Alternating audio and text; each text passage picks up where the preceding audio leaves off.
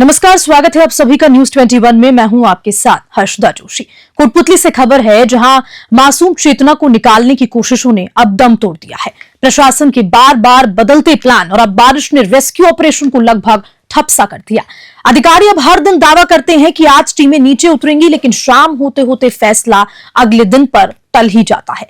अब परिवार ग्रामीणों ने भी प्रशासन पर आरोप लगाना शुरू कर दिया। चेतना के ताऊ शुभराम ने शनिवार को कहा कि अधिकारी जवाब ही नहीं देते, ज्यादा पूछे तो कहते हैं कलेक्टर मैडम बताएंगी, अभी वो सो रही हैं। बच्चे की मां धोली देवी ने एक बार फिर प्रशासन से बेटी को बाहर निकालने की गुहार लगाई है। कोटपुतली से ब्यूरो रिपोर्ट। हनुमानगढ़ से खबर है, जहां स्थानीय बालकृष्ण बिहानी स्टेडियम में 29 दिसंबर से आयोजित होने वाली अखिल भारतीय दशहरा फुटबॉल प्रतियोगिता की तैयारियां जोरों शोरों से जारी है। युवा नेता राजेश कदोई द्वारा दी गई ड्रेस का विमोचन भी होटल मोंटी इन में किया गया।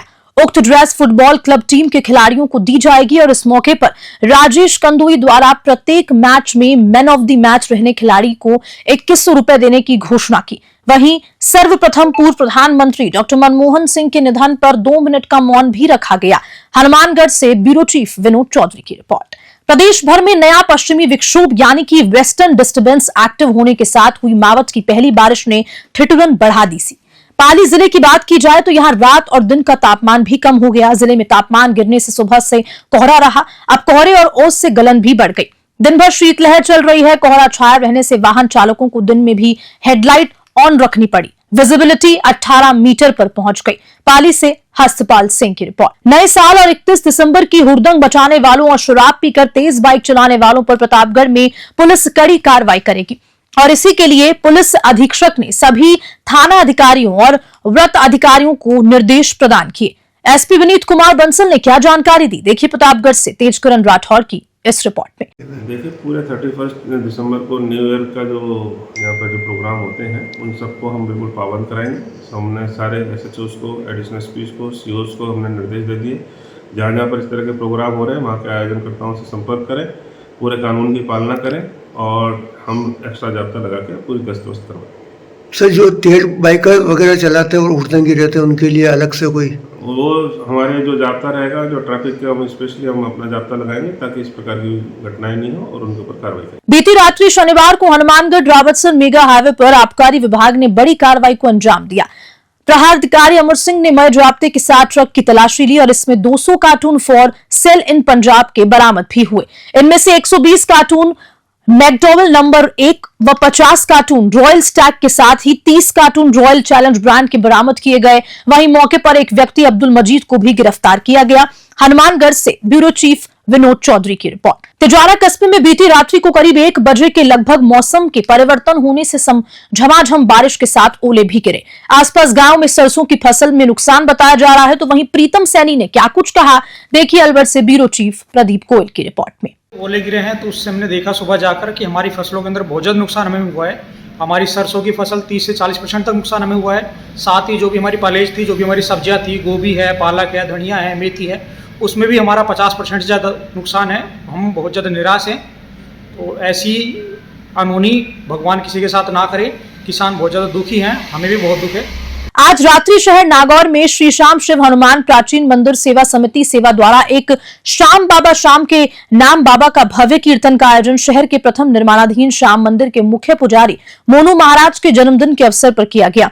इस सुरीली शाम में गणेश वंदना से हरिओम आसुपा ने कीर्तन का आरंभ किया, जिसके पश्चात श्याम परिवार के राजेश गौड़ एवं राकेश गौड़ ने भजनों की प्रस्तुति दी। साथ ही श्याम परिवार और शहर के कई गणमान्य नागरिकों ने इस कीर्तन में अपनी उपस्थिति दी। नागौर से ब्यूरो चीफ मोहित रांकावत की रिपोर्ट। सवाई माधोपुर जिला मुख्यालय सहित आसपास क्षेत्र में शुक्रवार शाम को बारिश का दौर शुरू हुआ, जो देर रात तक जारी रहा, जिसके बाद शनिवार सुबह घना कोहरा और धुंध छाई रही। इस दौरान जिले में विजिबिलिटी 20 से 25 मीटर तक रही।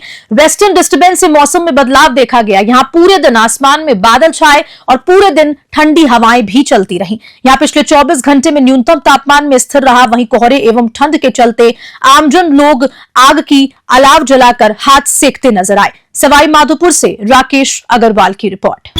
सवाई माधोपुर में जहाँ देर शाम को बारिश आधा घंटा तक चली, वहीं आज सुबह शनिवार को देखा गया कि सुबह से ही सवाई माधोपुर मुख्यालय सहित आसपास क्षेत्र में कोहरा छाया हुआ है।